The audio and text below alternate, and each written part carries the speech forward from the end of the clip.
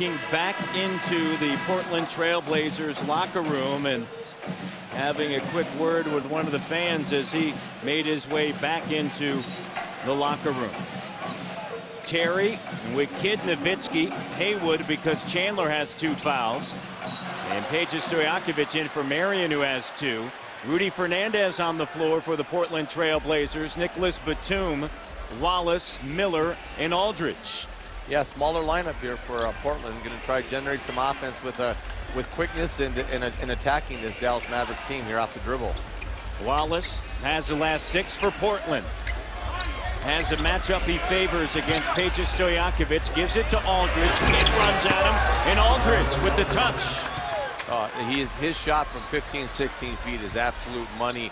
And that's really what he relied on until he developed that post-game and stuff. Matt, he was really more of a jump shooter. Here's a great jump. Misses that one. Good rebound by Aldridge. Stojakovic signed as a free agent. Nicholas Batum, and he loses control, and that is the first turnover by the Portland Trail Blazers as they lead 17-9.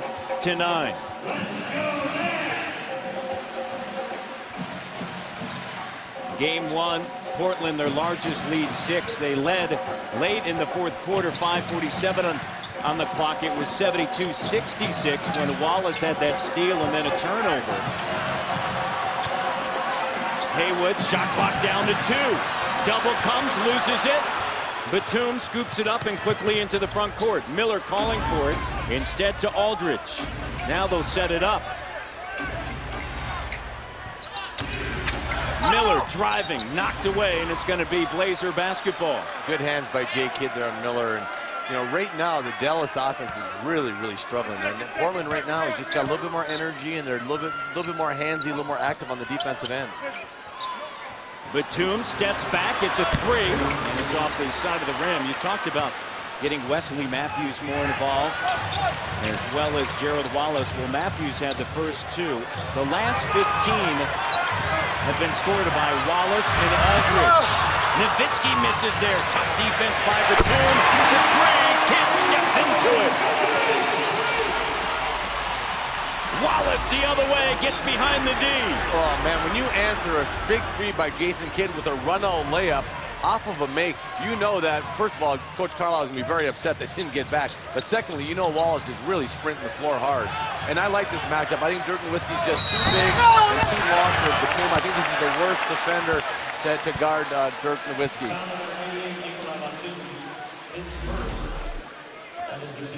Here it is. This is a make, and look at what Wallace does. Wallace just takes off, and Peja's got to be getting back. You saw Brendan Haywood backpedaling. There's no backpedaling in this game. Your first big has got to sprint back to the front of the rim and stop that. So that was a couple errors by the Dallas Mavericks. One, Haywood backpedaling, and Peja stopped. Got to get on his horse and sprint back, because Crash Wallace, as I tell you, he's got all 8 cylinders going. He's running. Wesley Matthews is back on the bench for the Portland Trail Blazers. Nowitzki is at the line. J.J. Barea is on the floor for Dallas. Also Brandon Roy checking in. Nowitzki, when you go back to game 1, Kevin, he was 7 of 20, but then got to the line in the fourth quarter. He is 1 of 5 here in the first quarter. 2 of 2 now from the free throw line. And I like this matchup against Batum. Dirk will just go over and overpower him. I personally like LaMarcus Aldridge and Wallace guarding Nowitzki way more than Batum guarding him. Batum up top. Here's Wallace. Wallace triggers it. Shot doesn't go, and Nowitzki climbs in, snares it. Ahead to Terry. Terry on a crossover. Roy keeps him in front. Double comes to Dirk. They'll swing it. The 3, Peja Stojakovic. Dallas Mavericks fastball right there. Swing the ball. Everybody's unselfish. They score as a group. It's a collective group. They score. They make the extra pass as good as anybody in the NBA. I love watching this team play because they just play the right way. Rick Carlisle telling us, hey, there's no pecking order in the offense. It's Dirk Nowitzki, and then who else has got it going? They got it going out in transition. Terry with a layup.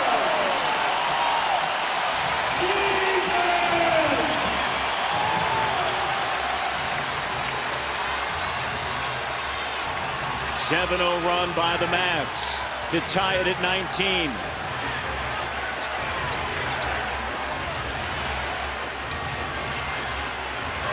Shot clock at 3. Aldridge over the length of Haywood. Wow, what a tough shot. Great defense by Haywood, just better offense by LaMarcus. Fading away, 17-footer, hand in your face, and all Twine at the bottom. 4 of 5, 8 points. Wallace and Aldridge, they combined for 19. He's just going to try to, he's going to overpower in and out. Dirk, great shot, but I tell you what, he is so much more aggressive when he's got Batum on him. He's just putting his head down and going. 1 for 6 for Dirk to start off this game. But that was all the way down. I like the shots he's getting. I'm not that worried about the misses. Aldridge driving hard. Gets his own miss. Fernandez. Batum left open. The 3. It's good. Nicholas Batum. Well, he's not afraid to shoot those threes. I mean, Nicholas Batum gets them, and Nate says, go ahead and shoot him, young fella. I mean, he took a bunch in the 4th quarter of the first game, and boy, if he's open, he sets his feet and shoots it like he means it. 4th quarter, game 1, he took 10 shots. 10 of the 14 that he took in the game. Here's Terry breaking it down off the dribble in the corner. Stojakovic has made a living doing that.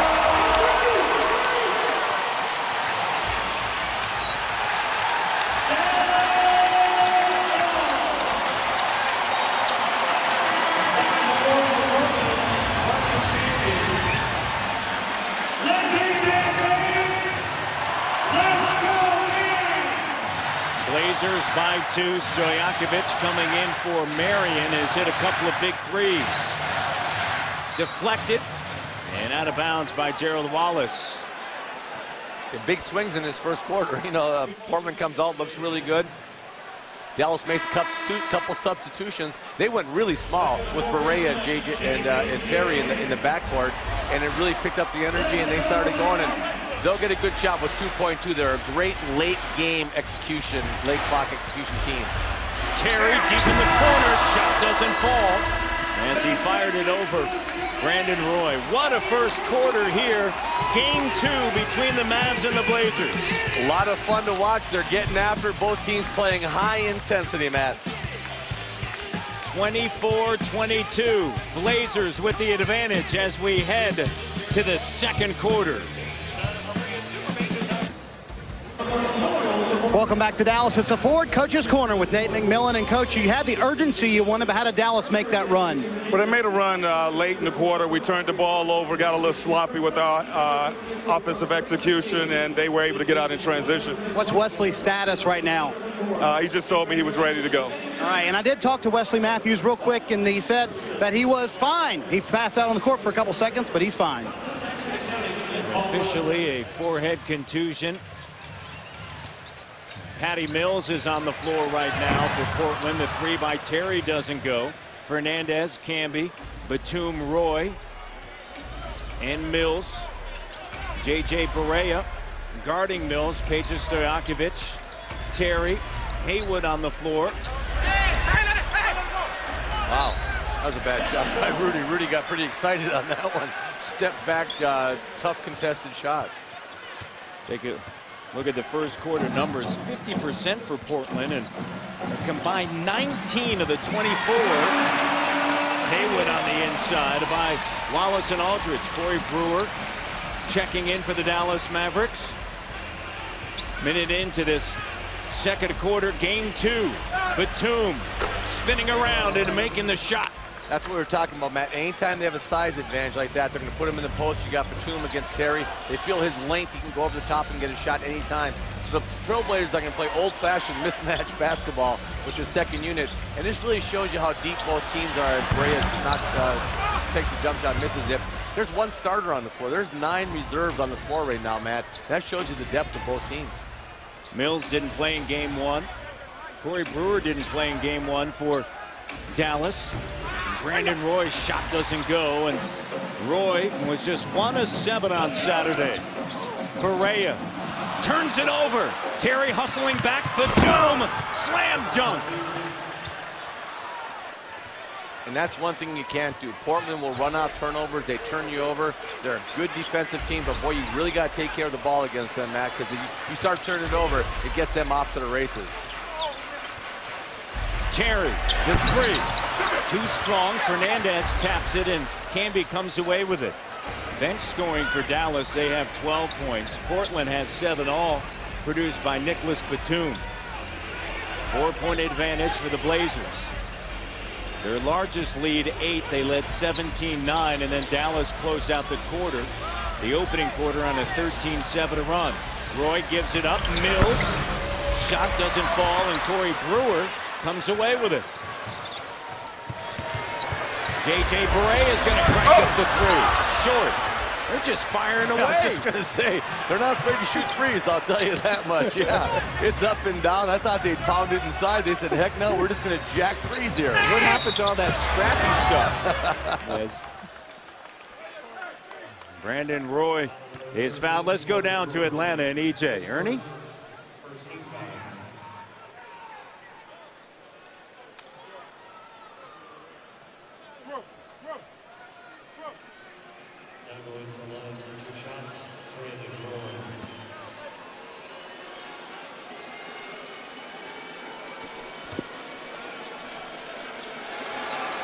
The Defensive Player of the Year, Dwight Howard. And he comes up huge once again. Not my Defensive Player of the Year. I voted for Tyson Chandler. I'm just telling you. You've been bragging about that now for 2 days. And I'm just telling you who I voted for. And right there, Brandon Roy missed 2 free throws. But I like the fact that Roy put the ball on the floor hard and got fouled and tried to get some offense that doesn't come just from the field. Why Chandler over Howard, now that you've brought it up? Okay. Terry. Jump shot. Because I just think Tyson Chandler brought such a different mentality to this team. And man, I mean, it is just racehorse basketball as you get a block on Corey Brewer. They're running after makes, they're running after misses. But getting back to Tyson Chandler really quick, he changed the culture here. It allowed the Dallas Mavericks to win a playoff game 89-81 because they're defensive minded now, of course, due to Tyson Chandler. Leads 2-0. Derrick Rose spectacular again. The series even. Orlando and Atlanta, and then Boston taking a 2-0 lead over New York. And how about Carmelo Anthony? 42 points in the loss. No Amare Stoudemire in the second half. I mean, the 42 points, unbelievable. 17 rebounds and 6 assists. He did everything within his power to try to get a win for New York. And now that series moves to Madison Square Garden, it's going to be electric down there. You know, 2 tight wins by Boston up in Boston. And it's going to be a fun series. Fernandez at the free throw line.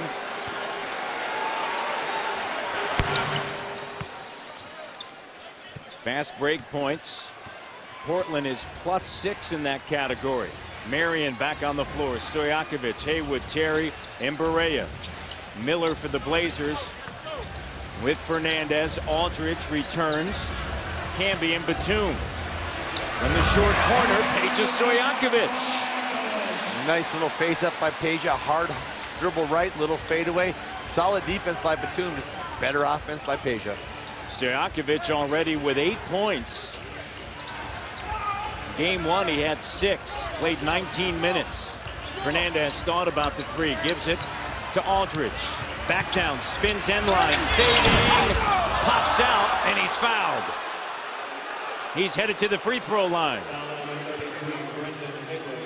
Let's send it over to Marty Snyder. Marty?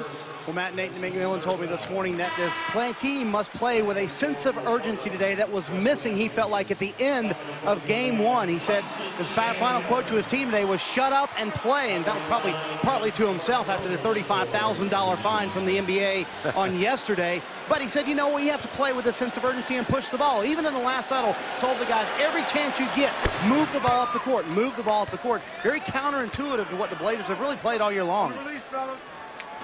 And Nate McMillan fined $35,000 for his comments after the first game. He said about 10 words. That's a lot of money per word. He didn't say a whole bunch of stuff.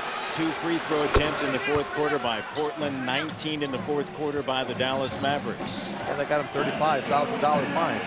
What was your largest fine?